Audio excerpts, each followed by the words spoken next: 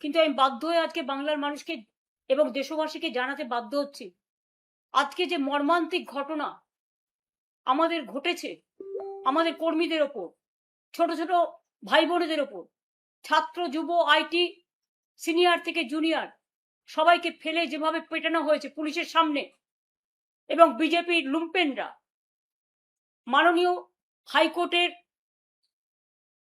Permission নিয়েই এই মিছিলটা 3 বার change হয়।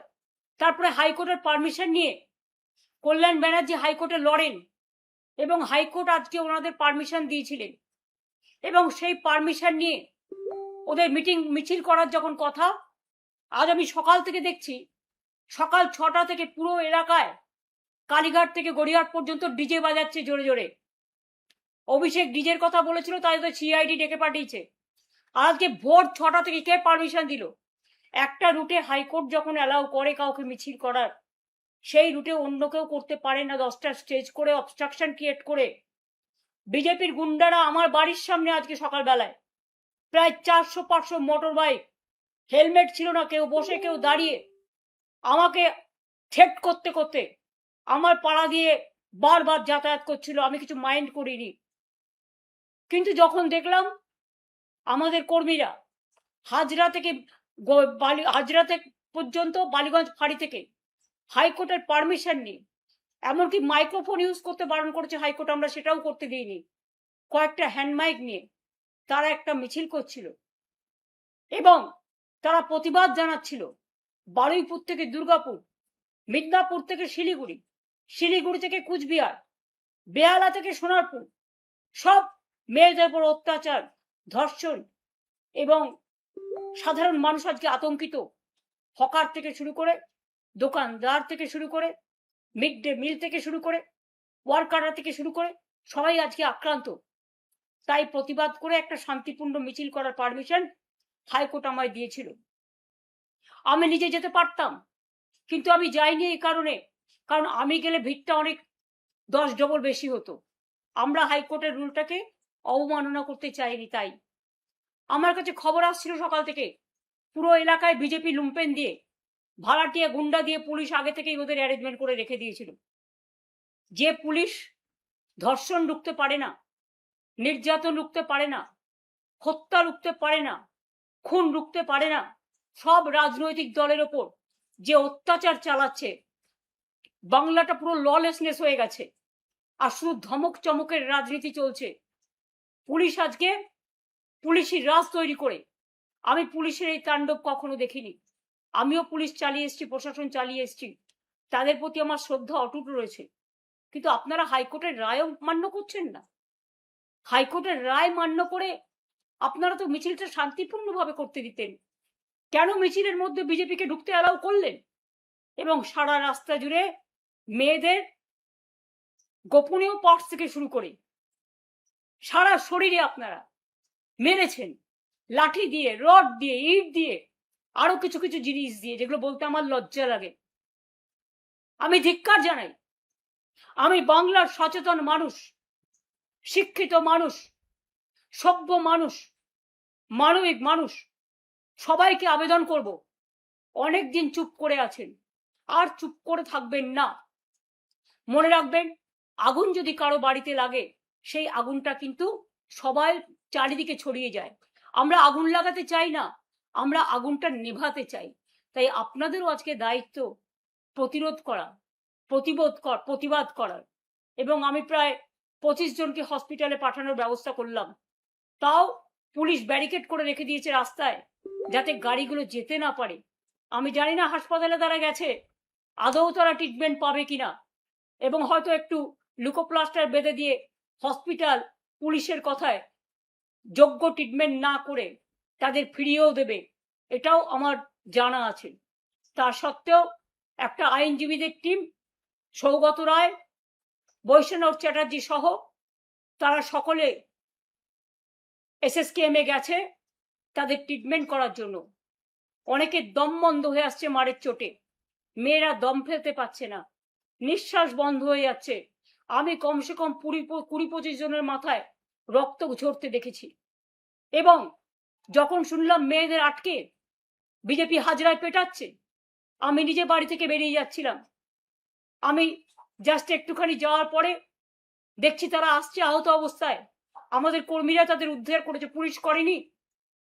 এবং পুলিশের এই নির্লিপ্ত ভূমিকা, আমি জানি না, আইনের শাসন যদি আপনারা রক্ষা করতে না পারেন, মনে রাখবেন কিছু ক্ষতি হলে দোষটা কিন্তু আপনাদের ওপর দিয়ে রাজনৈতিক নেতারা ছেড়ে দেবে সবটা আপনাদের ঘাড়ে।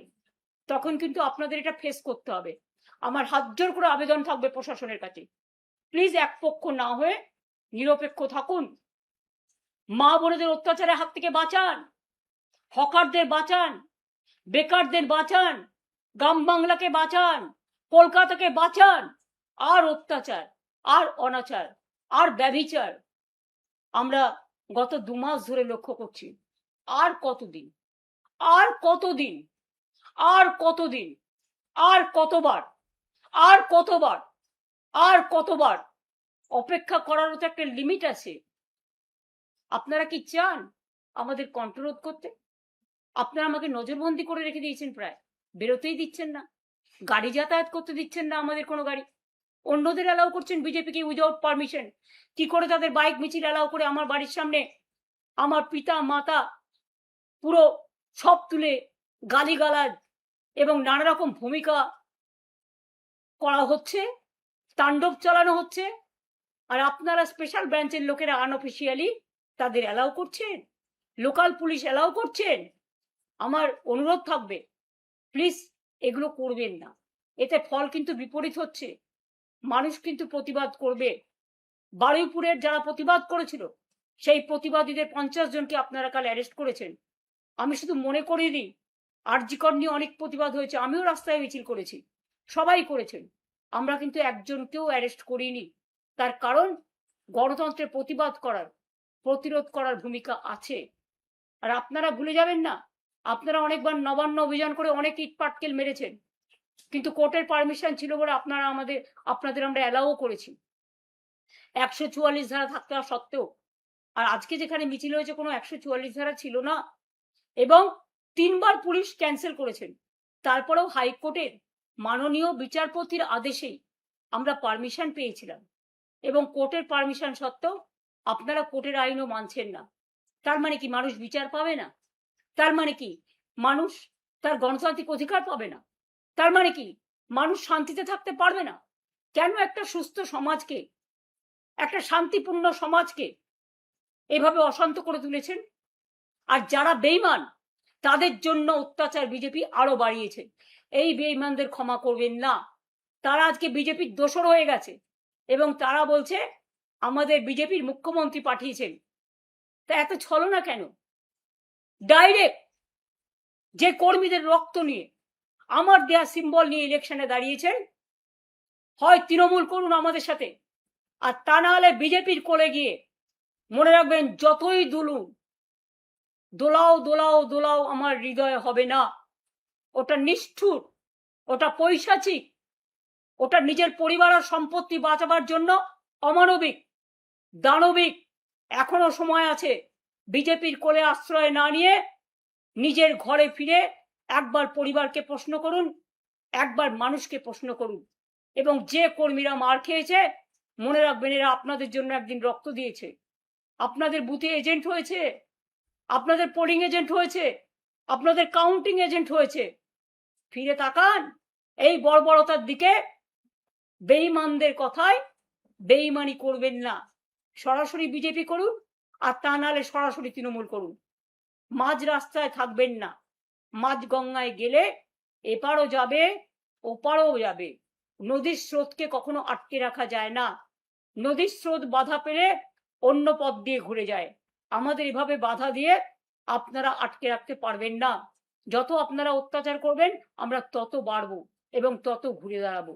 শুধু মানুষকে বলবো আপনাদের আশীর্বাদ, আপনাদের দোয়া, আপনাদের সমর্থন থেকে যেন বঞ্চিত না হই। আজকে যেভাবে মেয়েদের উপর অত্যাচার হয়েছে, ছেলেদের উপর অত্যাচার হয়েছে, ওই হাজরায় আমাকেও আক্রমণ করে আমাকে জীবন মৃত্যু পায়ের ভিত্তি করা হয়েছিল। আজকে যেভাবে মেয়েদের আপনারা ফেলে পিটিয়েছেন লুম্পেনরা, বাংলার মানুষকে জবাব আপনাদের দিতে হবে। আমি মানুষের কাছে বিচার চাইছি। ভালো থাকবেন। আমি অসময়ে বিরক্ত করলাম বলে ক্ষমা করবেন। জয় হিন্দ, বন্দে মাতরম, ইনশাআল্লাহ, জয় বাংলা। ভালো থাকুন, সুস্থ থাকুন, নমস্কার।